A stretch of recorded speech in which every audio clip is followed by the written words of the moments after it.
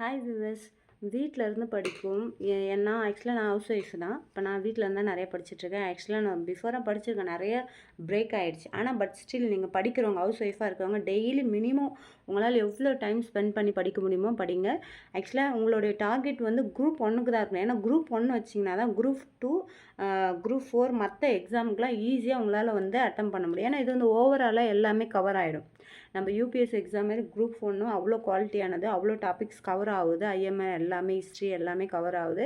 நம்மளுக்கு தமிழ் ஆக்சுவலாக நம்ம தமிழ் சப்ஜெக்டில் வந்து நிறைய டாபிக்ஸ் இருக்குது.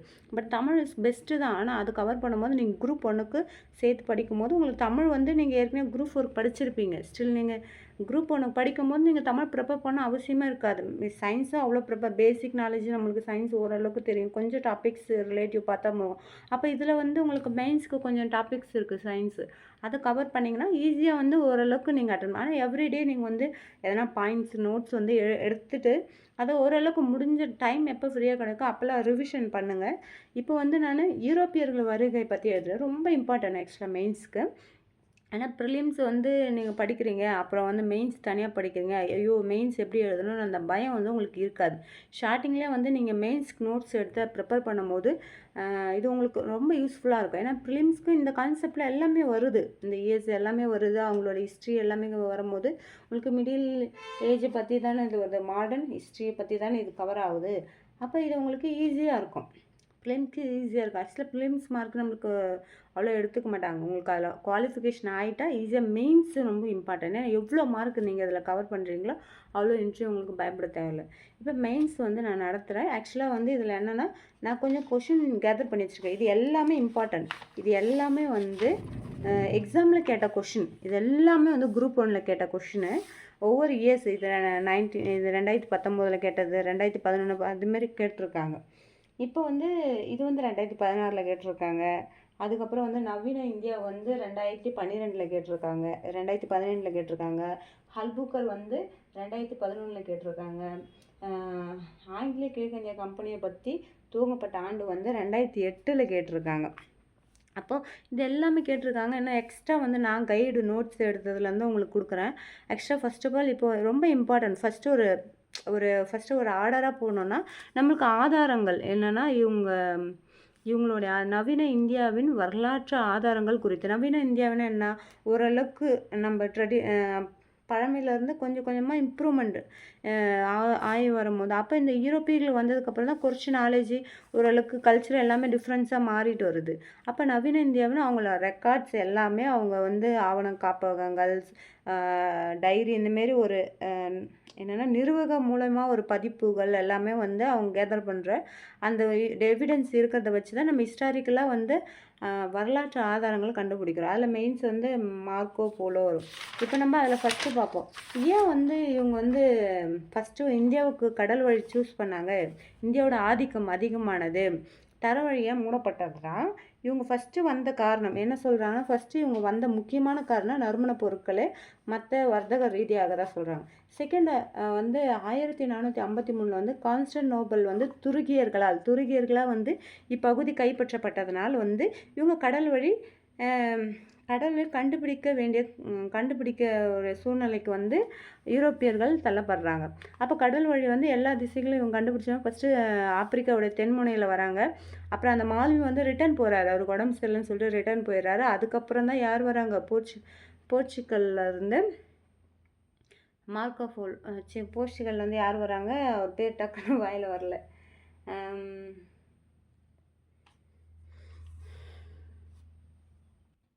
ஆக்சுவலாக பார்த்தோலோமா டைஸ் வந்து ஆப்பிரிக்காவின் தென்முனையை வந்து அடையிறாரு. திரும்பி அவர் ஏதோ சூழ்நிலை, அவருக்கு உடம்பு சரியில்லை, ஏதோ சூழ்நிலை திரும்பி போயிட்டு ரிட்டன் வரலான்னு ஐரோப்பாவுக்கு போகிறார். ரிட்டன் அவரால் வர முடியாததுனால திரும்பி யார் வராங்க, யார் வந்து ஹென்றி வந்து மோட்டிவேஷன் பண்ணிவிட்டு வந்து வாஸ்கோடாமா வராரு. அவர் வந்து தென்முனை அந்த நம்பிக்கை முனை வந்து எந்த ஆண்டு அடையிறாருன்னா 1400 ஆக்சுவலாக எந்த ஆண்டு 1497 வந்து ரீச் ஆகுறாரு. அந்த என்னது பார்த்தோலோமியோ டைஸ் அவர் வந்து தென்முனை எப்போ வந்து அடைஞ்சார், ஃபஸ்ட்டு எப்போ அடைந்தார்னா 1487 நினைக்கிறேன். ஆக்சுவலாக 1487 தான். அதுக்கப்புறம் இவர் தென்முனை வந்ததுக்கப்புறம் அங்கே இந்தியா மாலுமியாக ஒருத்தர் வந்திருப்பார். அவருடைய உதவியினால் இவர் வருவார். எப்போ வருவாருன்னா அவருடைய உதவியினால் வந்து 23 டேஸ்லேயே என்னவோ ரீச் ஆகிடுவார். ஏன்னா அவர் வந்து இந்த காற்று இந்த எந்தெந்த சீசனில் என்னென்ன காற்று வரும் வீசுன்னு சொல்லிட்டு அதோட அந்த காற்று உதவினால இந்தியாவுக்கு வந்து 23 டேஸில் வந்து கோழிக்கோடு வந்துடுவார். ஆனால் பட் அவங்க திரும்பி ரிட்டர்ன் போகும்போது என்ன ஆகும்னா அவங்களுக்கு வந்து 5 மந்த் ஆகிடும். அந்த தென்முனைக்கு ரீச் ஆகிறதுக்கு வந்து வாஸ்கோடமாக்கு 5 மந்த் ஆகிடும். இது சும்மா ஆக்சுவலாக இது அண்டர்ஸ்டாண்டிங்காக உங்களுக்கு சப்போஸ் வந்து யூரோப்பியன் வந்து உங்களுக்கு எந்தமே கான்செப்ட் ஞாபகம் வரலன்னா டக்குன்னு இந்த கான்செப்ட் எதனா ஒன்று உங்களுக்கு அண்டர்ஸ்டாண்ட் பண்ணின்னு அப்போ பிரசங்கில் எழுதுகிற மாதிரின்றதுக்காக தான் இந்த ஸ்டோரி சொல்கிறேன். ஆக்சுவலாக இந்த பாயிண்ட்டுக்கு வந்து நவீன இந்தியாவின் ஆதாரங்களுக்கு அது யூஸ் ஆகாது. பட் வேணா பிஃபோர் அவங்கள யூரோப்பியனுடைய ரீசன் அவங்க எதனால் வந்தாங்க, கான்ஸ்டன்டினோபிள் என்ற பகுதி வந்து துருக்கியர்களால் கைப்பற்றப்பட்டதுனால கடல் வழி வந்து அவங்க தேடுற ஒரு சூழ்நிலையாக ஆயிடுச்சு. இப்போ நவீன இந்தியாவின் ஆதாரங்களை ஃபஸ்ட்டு என்ன சொல்கிறாங்கன்னா, தொடக்க காலத்தில் போர்ச்சுகீசியர்கள், டச்சுக்காரர்கள், பிரெஞ்சுக்காரர்கள், டேனியர்கள் மற்றும் ஆங்கிலேயர்கள் தங்கள் அலுவலக செயல்பாடுகளை பதிவேடுகளில் பதிவு செய்தனர். ஏன்னா ஆக்சுவலாக இவங்க வர்த்தக ரீதியாக தான் வந்து வராங்க, அந்த நாட்டில் பர்மிஷன் வாங்கிட்டு. அப்போ இவங்க எல்லாமே டாக்குமெண்ட்ஸை வைக்கணுன்றதுனால இவங்க பதிவு ஆதாரங்களாக இது ரெடி பண்ணுறாங்க. இப்போ அதில் முக்கியமாக ஆவணம் காப்பகங்களாக அது உருவாகுது ஒரு ஸ்டேஜில் ரெக்கார்ட்ஸாக. அப்போ அந்த மெயின்ஸ் வந்து இது வந்து போர்ச்சுகலில் வந்து அந்த நாட்டில் வந்து லிபன்ஸ்னு ஒரு பிளேஸில் வந்து இங்கே ஒரு ஆவண காப்பகம் இருக்குது. அப்புறம் கோவாவில் ஒரு ஆவண காப்பகம், பாண்டிச்சேரியில், சென்னையில் ஆகிய இடங்களில் வந்து ஆவண காப்பகங்கள் இருக்குது. இது ரொம்ப முக்கியமானது. நெக்ஸ்ட்டு எழுதப்பட்ட ஆதாரங்கள். இப்போ வந்து எழுதப்பட்ட ஆதாரங்கள் பொதுவாக மார்க்கோ போலோ வந்து நிறைய நாட்டுக்கு வந்து பயணம் போயிருக்காரு. அவர் இத்தாலியை சேர்ந்தவர் மார்க்கோ போலோ. அவருடைய பிறந்த ஆண்டு வந்து 1254. பட் அவர் ஜனவரி 8, 9 இந்த ஆண்டுகளில் வந்து வெனிசுலா நகரத்தை சேர்ந்தவர் தான். அப்போ அவங்க போகும்போது அவர் உயிர் இருந்தார். ஆனால் இவர் நிறைய இந்த மார்க்கோ போலோ வந்து சீனாவுக்கு போயிருக்காரு, அங்கே இருக்க பகுதியை பற்றிலாம் எழுதியிருக்காரு. ஆனால் பகுதி எழுதியிருந்தாலும் இந்தியாவுடைய செல்வங்களை பற்றி ஏராளமான செய்திகளை எழுதியிருக்காரு. ரொம்ப இம்பார்ட்டன்ட். மார்க்கோ போலோ மற்றும் வெளிநாட்டு பயணிகளின் பலர் இந்தியாவில் உள்ள ஏராளமான செல்வங்கள் குறித்து தங்கள் பயண குறிப்புகளில் எழுதி வைத்துள்ளார். அவற்றை அறிந்து கொண்ட ஐரோப்பியர்கள் இவர் எழுதி வச்ச புக்கை வந்து ஐரோப்பியர்கள் என்ன பண்ணுறாங்க, ரொம்ப ஆர்வமாக படிக்கிறாங்க. அதை படித்த உடனே எக்ஸைட்டிங் ஆகிட்டு அவங்க இந்தியாவை நோக்கி வராங்க. நறுமண பொருட்கள் மற்ற ஃபுட்டு எல்லாமே வந்து வாங்கிட்டு போகிறதுக்காக வந்து வராங்க. அப்போ வர்த்தக ரீதியாகவும் அவங்க பிஸ்னஸ் பண்ணுறாங்க. ஏன்னா இங்கேருந்து வாங்கிட்டு போய் அங்கே அவங்க வர்த்தக ரீதியாக செலவு பண்ணும்போது அது எக்கனாமிக்கலாக அது க்ரோத் ஆகுன்றதுனால எல்லாருமே அந்த இன்ட்ரெஸ்ட்டில் வராங்க. அப்போ அறிந்து கொண்ட ஐரோப்பியர்களும் இந்தியா நோக்கி வந்தனர். தமிழ் இப்போ இது முடிஞ்சிருச்சு. நெக்ஸ்ட்டு இப்போ தமிழ்நாட்டில் வந்து ஆனந்தரங்கன்னு சொல்லிட்டு இருக்கார். அவர் வந்து ஆவணங்களின் மிக முக்கியமானது ஆனந்தரங்க எழுதிய நாட்குறிப்புகள் ஆகும். இவர் வந்து இந்த ஆனந்தரங்கர் வந்து பாண்டிச்சேரி பிரெஞ்சு வர்த்தகத்தில் வந்து ஒரு மொழிபெயர்ப்பாளராக இருந்தார். அதுக்கு பேர் வந்து என்ன சொல்லுவாங்கன்னா துபாஷி அப்படி சொல்கிறாங்க. துபாஷியாக இருந்தாங்க சொல்கிறாங்க. யாரை சொல்கிறாங்கன்னா ஆனந்தரங்கர். இப்போ இவருடைய பீரியட்ஸ் அவர் அந்த டைரி நோட்ஸ் நாட்குறிப்பு எழுதினார் இல்லையா, அதோட இயர் வந்து என்ன அவங்க கண்டுபிடிச்சிருக்காங்கன்னா 1736 முதல் 1760 வரையாக அவர் அன்றாட நாட்குறிப்புகள் சொல்கிறாங்க. இப்போ வந்து பிரெஞ்சு இந்தியாவுடைய உறவுகள் பற்றி எழுதியிருக்காரு. அப்புறம் வந்து அரசியல் என்ன சொல்கிறாங்க, குறிப்புகளை வந்து அரசியல் தீர்வுகள் வெளிப்படையாக ஓப்பன் மைண்டோடு அவர் எழுதியிருக்காரு சொல்கிறாங்க. ஆக்சுவலாக இவருடைய ஆனந்தரங்க நாட்குறிப்பு வந்து வரலாற்று ஆதாரமாக இருக்குது, ஒரு வரலாற்று ஆதாரமாக ரெக்கார்டாகவே இருக்குது அப்படின்னு சொல்கிறாங்க. நெக்ஸ்ட்டு வந்து ஆவண காப்பகங்கள். இது ரொம்ப இம்பார்ட்டன்ட். கல்கத்தாவில் தான் ஃபஸ்ட்டு வந்து 1891 வந்து ஹில்பிரியஸ் பதிவுனா ரெக்கார்ட் பண்ணிவிட்டு அதை ஸ்டோரேஜ் பண்ணி வைக்கிற ஒரு துறையாக கல்கத்தாவில் நிறுவப்பட்டது சொல்கிறாங்க. எந்த ஆண்டுனா 1891. இப்போ ஜார்ஜ் வில்லியம் பாரிஸ்ட் வந்து இந்திய தேசிய ஆவண காப்பகத்தின் தந்தை என அழைக்கப்படுறாங்கன்னு சொல்கிறாங்க. நெக்ஸ்ட்டு இப்போ இந்த இல்பிரியஸ் பதிவு துறையாக இருந்த கல்கத்தாவில் வந்து டெல்லிக்கு மாற்றுறாங்க. அப்போ டெல்லிக்கு மாற்றும் போது அது எதனால் இது டெல்லிக்கு மாறுதுன்னா எப்போனா 1947 சுதந்திரத்துக்கு அப்புறம், இண்டிபெண்டன்ஸ்க்கு அப்புறம் தான் வந்து இதோட பெயர் மாற்றுறாங்க. என்னென்னு மாற்றுறாங்கன்னா இந்திய தேசிய ஆவண காப்பகம், இங்கிலீஷில் வந்து நேஷ்னல் ஆர்ச்சிவ்ஸ் ஆஃப் இந்தியா என்று பெயர் மாற்றப்படுது. இது வந்து இப்போ வந்து புது டெல்லியில் தான் இருக்குது. இது வந்து இந்திய அரசின் முதன்மை ஆவண காப்பகம். இது என்ன சொல்கிறாங்கன்னா, இந்திய அரசின் முதன்மை ஃபஸ்ட்டு சொல்கிறாங்க. முதன்மை ஆவண காப்பகம் ஆகும் சொல்கிறாங்க. ஆசியா கண்டத்திலேயே வந்து மிகப்பெரிய ஆவண காப்பகம் சொல்கிறாங்க. இதுனா இந்திய தேசிய ஆவண காப்பகத்தை. நெக்ஸ்ட் இப்போ தமிழ்நாட்டில் வரோம். தமிழ்நாட்டில் ஆவண காப்பகங்கள் என்ன இருக்குன்னா, இது சென்னையில் அமைந்துள்ளது. இந்தியாவின் மிக பழமையான தென்னிந்தியாவின் ஆக்சுவலாக இப்போ நம்ம பார்த்தது பொதுவாக பார்த்தோம். ஆக்சுவலாக தென்னிந்தியா பகுதியில் வந்து மிக பழமையானது எது சொல்கிறாங்கன்னா, தமிழ்நாடு ஆவண காப்பகம். இதில் இங்கே இந்த ஆவண காப்பகத்தில் பெரும்பான்மையே வந்து ஆங்கிலத்தில் தான் இருந்தது. ஏன்னா பிரிட்டிஷ் பீரியடில் இருக்கும்போது இருந்ததுனால மேக்சிமம் ஆங்கிலத்தில் தான் இருந்தது. இப்போ இந்த இதில் வந்து நிர்வாக பதிவுகள் எந்தெந்த நிர்வாக பதிவுகள் அதிகமாக இருக்குன்னா, டச்சு, டேனிய, பிரான்சு, மராத்தியர்களுடைய நிர்வாக பதிவு தொகுப்புகளாக இங்கு உள்ளது சொல்கிறாங்க. இப்போ இதில் வந்து சில ஆவணங்கள் வந்து என்ன சொல்கிறாங்கன்னா, ஃப்ரெஞ்சு, போர்ச்சுகல், தமிழ், உருது மொழிகள் உள்ளன சொல்கிறாங்க. இப்போ வந்து டச்சுக்காரர்கள் பதிவுகளின் தொகுப்புகள் வந்து எந்த ஆண்டு சொல்லியிருக்காங்கன்னா 1642. இப்போ அதில் வந்து அந்த பதிப்புகளில் வந்து என்ன சொல்லியிருக்காங்கன்னா, கொச்சியும் சோழமண்டல கடற்கரையில் இடைகளில் உள்ள தொடர்புகளை பற்றி சொல்கிறாங்க இந்த டச்சு பதிவில். இப்போ வந்து இந்த பதிவுகளில் வந்து 1657 to 1845 காலகட்டத்தை சேர்ந்தவை இருக்குது சொல்கிறாங்க.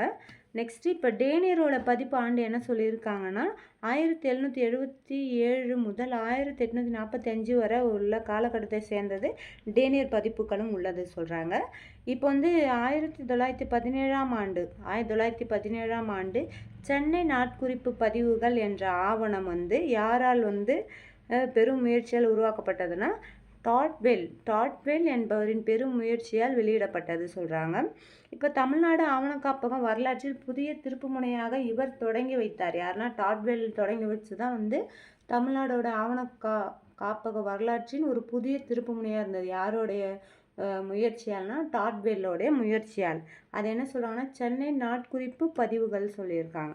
இப்போ நெக்ஸ்ட்டு வந்து இது ஆக்சுவலாக ஜென்ரலாக இந்த கான்செப்ட் என்ன சொல்லியிருக்காங்கன்னா, பயன்பாட்டு பொருள் ஆதாரங்கள். பயன்பாட்டு பொருள் என்ன பண்ணுவோம், ஓவியங்கள் அது என்ன காலத்தில் வரைஞ்சிருக்காங்க, அப்புறம் சிலைகள் அது எந்த காலத்தில் உருவாக்கப்பட்டது, இதெல்லாம் வந்து பயன்பாட்டு ஆதாரங்கள் சொல்லியிருக்காங்க. இதில் வந்து நிறைய இருக்கும் இல்லையா. இப்போ அவங்க வந்து மாடல் நவீன இந்தியாவில் கொஞ்சம் கொஞ்சமாக இம்ப்ரூவ்மெண்ட் ஆகும்போது நிறைய ஓவியங்கள், சிலைகள் நவீன இந்தியா வரலாற்றில் முதன்மை ஆதாரங்களாக உள்ளது சொல்கிறாங்க. ஆக்சுவலாக வந்து புனித பிரான்சிஸ் இப்போ வந்து நிறைய நெக்ஸ்ட்டு டாபிக் என்ன பார்க்க போகிறோம், கட்டிடக்கலை தொழில்நுட்ப சான்றுகள் சொல்கிறாங்க. அப்போ என்ன பார்ப்போம்னா, அவங்க கட்டின ஒரு பில்டிங்ஸ் மீன்ஸ்னால் கோட்டை, ஆலயம் அதெல்லாம் மென்ஷன் பண்ணுவோம் இல்லையா. அப்போ கொச்சியில் வந்து புதிய பிரான்சிஸ் ஆலயம் சொல்கிறாங்க, கொச்சியில் இருக்குது சொல்கிறாங்க. ஆக்சுவலாக அது கட்டப்பட்ட ஆண்டு வந்து 1503. ஆக்சுவலாக இன்னொன்று அதே 1521 தேவாலயம் ஒன்று கட்டுறாங்க. எப்படின்னா புதிய தேவாலயம் சொல்லிட்டு புனித பிரான்சிஸ் ஆசிசி சொல்லிட்டு, அது எப்போனா 1521 கட்டி முடிக்கப்பட்டது வந்து 1665 சொல்கிறாங்க. இப்போ நெக்ஸ்ட்டு புனித லூயிஸ் கோட்டை என்ன சொல்கிறாங்கன்னா, இப்போ லூயிஸ் கோட்டை வந்து பாண்டிச்சேரியில் இருக்குது. கட்ட தொடங்கப்பட்ட ஆண்டு வந்து 1701. இது கட்ட தொடங்கியவர் யாருன்னா பிரான்ஸ்வா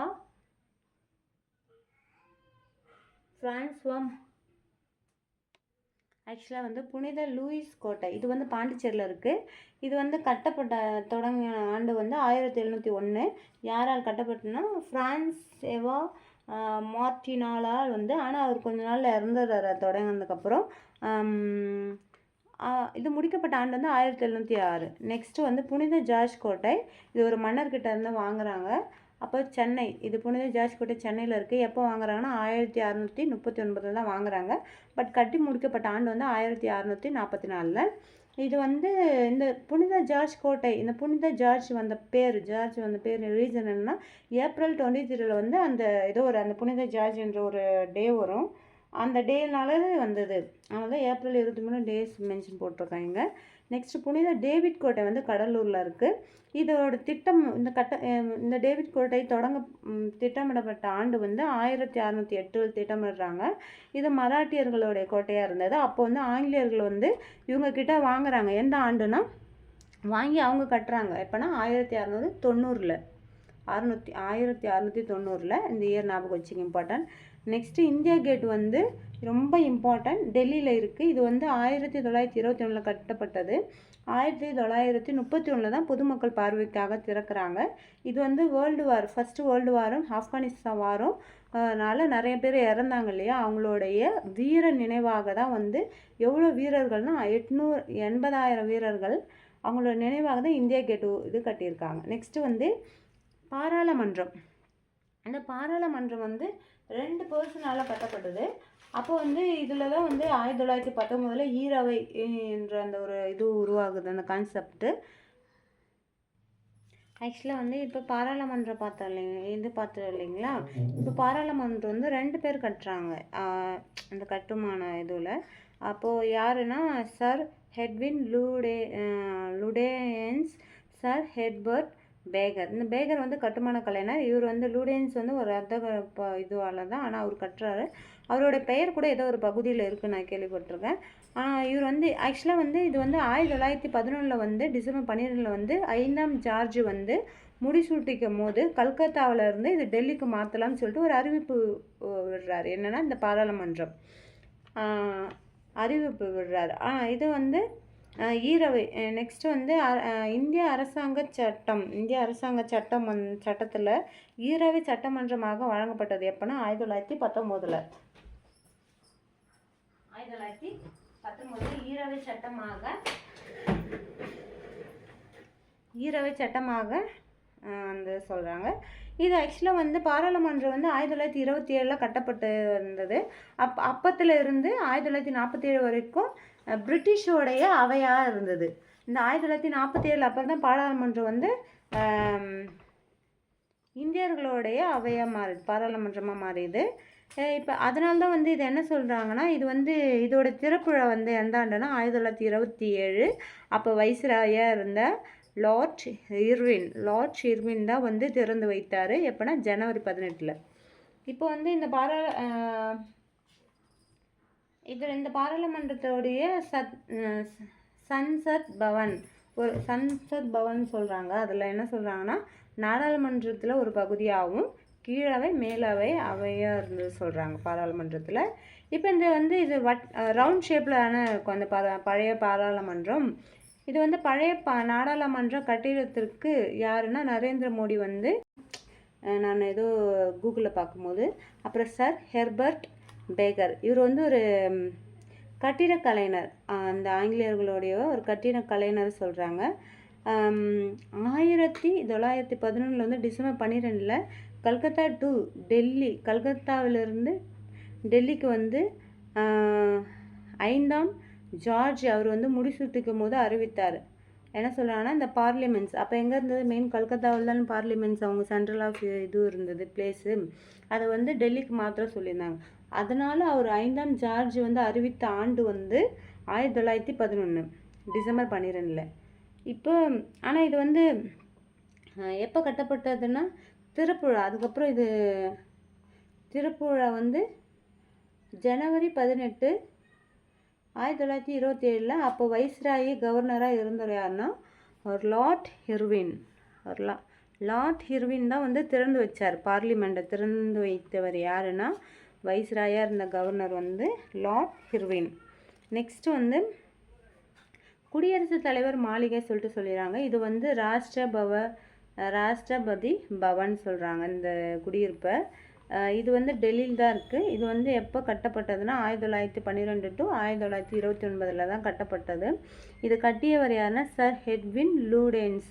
நம்ம இங்கே பார்த்தோம் இல்லையா, 2 பேர் சேர்ந்து தான் பார்லிமெண்ட்டை கட்டினவங்க. யாருன்னா சர் ஹெட்வின் லுடேயன்ஸ், சர் ஹெர்பர்ட் பேகர், இவங்க 2 பேரும் இதை கட்டினாங்க. ஆனால் வந்து இந்த ராஷ்டிரபதி பவன் கட்டியவர் யாருன்னா சர் ஹெட்வின் லுடேயன்ஸ்.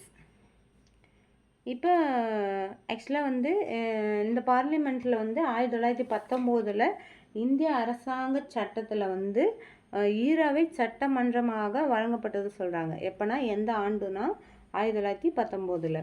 நெக்ஸ்ட்டு வந்து இப்போ இந்த பார்லிமெண்ட்ஸில் வந்து 1927 டு 1947 வரைக்கும் ஆங்கிலேயர் பிரிட்டிஷோடைய அவங்களுடைய சபையாக தான் இருந்தது. இண்டிபெண்டன்ஸ் கிடச்சதுக்கப்புறம் இது வந்து நம்ம இந்திய கவர்மெண்ட்டோடைய சபையாக வந்து பார்லிமெண்ட்டாக வந்து இது வந்தது.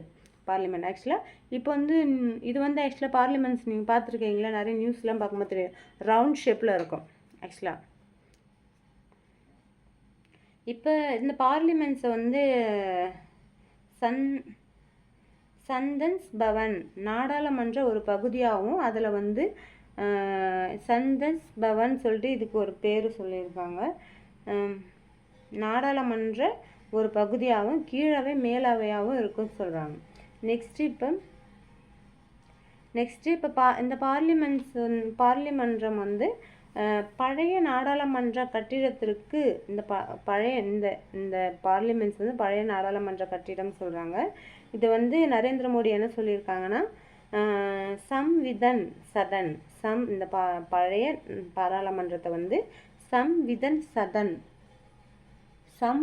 சதன் அல்லது அரசியலமைப்பு மாளிகை என்ற புதிய பெயரை பிரதமர் நரேந்திர மோடி அறிவித்தார் சொல்கிறாங்க. ஆக்சுவலாக பார்லிமெண்ட்டில் எவ்வளோ மெம்பர்ஸ் இருப்பாங்க? லோக்சபாவில் வந்து 543, ராஜ்யசபாவில் வந்து 245 மெம்பர்ஸும் இருப்பாங்க. இம்பார்ட்டன்ட், அதை ஞாபகம் வச்சுக்கங்க. நெக்ஸ்ட்டு வந்து இப்போ என்ன, இந்தியாவின் மிகப்பெரும் தேசிய அருங்காட்சியகம் டெல்லியில் உள்ளது சொல்கிறாங்க. இந்த தேசிய அருங்காட்சியகம் நிறுவப்பட்ட ஆண்டு வந்து 1949ஆம் ஆண்டு நிறுவப்பட்டது சொல்கிறாங்க. நெக்ஸ்ட் இம்பார்ட்டன்ட் நாணயம். ஃபஸ்ட்டு நாணயம் வந்து 1862 வந்தது. ஆக்சுவலாக ரிசர்வ் வங்கி வந்து 1935 வந்தது. அதுக்கப்புறம் வந்து ரிசர்வ் வங்கியில் ஃபஸ்ட்டு 5 ரூபாய் நோட்டு அடித்தது வந்து 1938 சொல்கிறாங்க. ஒரு வாட்டி நான் ரீட் பண்ணுறேன், ஷார்ட்டாக ஞாபகம் வச்சுங்க. நிர்வாக வரலாறுனா அங்கங்கே எப்போ வந்து அந்த ஆட்சி நடந்தது சொல்லிட்டு நம்ம எதை வச்சு கண்டுபிடிப்போம்னா, பண்டு இந்த ஹிஸ்ட்ரியில் வந்து நாணயங்களை வச்சு தான் அந்த காலக்கணிப்பு மூலயமா நம்ம கண்டுபிடிப்போம், கார்பன் இது மூலயமா. அதுதான் வந்து நிர்வாக வரலாற்றை அறிய உதவும் சான்றுகளாக நாணயங்கள் உள்ளன சொல்கிறாங்க. நவீன இந்தியாவின் முதல் நாணயம் கிபி. நவீன இந்தியாவுன்னா நான் பிரிட்டிஷ் ஆட்சியை தான் மென்ஷன் பண்ணுறாங்க. அந்த ஒரு மாடல் இந்தியா ஓரளவுக்கு மிடில் இந்தியா வரும்போது, இப்போ நவீன இந்தியாவின் முதல் நாணயம் கிபி 1862ஆம் ஆண்டு ஆங்கிலேய ஆட்சியில் வெளியிடப்பட்டது. ராணி விக்டோரியாவுக்கு பிறகு அரியணை ஏறிய மன்னர் 7ஆம் எட்வர்டு தனது உருவம் தாங்கிய நாணயத்தை வெளியிட்டார். இந்த நாணயத்தில் யாரோடைய உருவம் இருந்தது? 7வது எட்வர்டோடைய உருவம் இருந்தது சொல்கிறாங்க. நெக்ஸ்ட் 1935 ரிசர்வ் வங்கி முறையாக நிறுவப்பட்டது. எந்த ஆண்டுனா 1935. இந்திய அரசின் ரூபாய் நோட்டுகளின் வெளியிடும் அதிகாரத்தை இது பெற்றுள்ளது சொல்கிறாங்க. 1938 ஜனவரி ரிசர்வ் வங்கி 5 ரூபாய் நோட்டையே முதலில் வெளியிட்டது சொல்கிறாங்க. இம்பார்ட்டன்ட், 5 ரூபாய் நோட்டு எப்போ வெளியிட்டாங்கன்னா 1938. அதில் மன்னர் 6ஆம் ஜார்ஜின் உருவம் பதித்தது. நம்ம என்ன பார்த்தோம், நாணயத்தில் வந்து 1862 வந்து 7ஆம் எட்வர்டோடைய உருவம் பார்த்தோம். நெக்ஸ்ட்டு இந்த 5 ரூபாய் நோட்டு 1938 5 ரூபாய் நோட்டில் யாரோன்னா ஆறாம் ஜார்ஜின் உருவம் சொல்கிறாங்க. அவ்வளோதான் சார். இது வந்து ஆக்சுவலாக ஒரு கொஷின். இப்போ வந்து நம்ம எதை பார்த்தோம்னா, இது GS2. இப்போ நம்ம பார்த்தது GS2ல் மாடர்ன் ஹிஸ்ட்ரி ஆஃப் இந்தியா இதில் பார்த்துருக்கோம். அதில் என்ன கொஷின், நவீன இந்தியாவிற்கு இங்கிலாந்து, பிரான்ஸு, அயர்லாந்து, போர்ச்சுகல் போன்ற அந்நிய சக்திகள் வருகை கால வரிசைப்படுத்தி எழுதுக சொல்லியிருக்காங்க. ஆக்சுவலாக நான் கால வரிசைப்படுத்தி எழுதலை. இந்த கொஷின் இல்லை. ஆதாரங்கள், நவீன இந்தியாவின் வரலாற்று ஆதாரங்கள் குறிப்புகள்லாம் எழுதியிருக்கேன். அந்த 6வது கொஷின் தான் இது வந்து என்னென்னா, ஒன்றுமே இல்லை, அந்த கண்ட்ரியை பற்றி டீட்டெயில்ஸ், அவங்க எந்த இயர்ஸ் வந்தாங்க, அவங்க எந்தெந்த இடத்துல வர்றதுக்கு அமைச்சாங்க, ஒரு சின்ன மேப் எழுதிட்டு நீங்கள் ஈஸியாக இது கொடுத்துடலாம். இந்த ஆதாரங்கள் நீங்கள் படித்தோம்னா ஆக்சுவலாக இதில் இருந்து எல்லாத்துக்குமே நம்ம லிங்க் பண்ணி எழுதுறதுக்கு ஈஸியாக இருக்கும். ஓகே, நெக்ஸ்ட்டு பார்ப்போம். நெக்ஸ்ட்டு வந்து இதில் வந்து அதுக்கப்புறம் முகலாயர்கள் வந்து இவங்க வந்ததுக்கப்புறம் முகலாயர்களுடைய யார் பீரியடில் இருந்தாங்கன்னு சொல்லிட்டு அந்த கொஷின் பார்ப்போம். அதுவும் இம்பார்ட்டன்ட். அது ப்ரிலிம்ஸ்க்கு யூஸ் ஆகும், உங்களுக்கு மெயின்ஸ்க்கு யூஸ் ஆகும். அது பார்த்துட்டு மீதி மற்ற கொஷின் ஒன்று ஒன்றா பார்ப்போம். பாய்.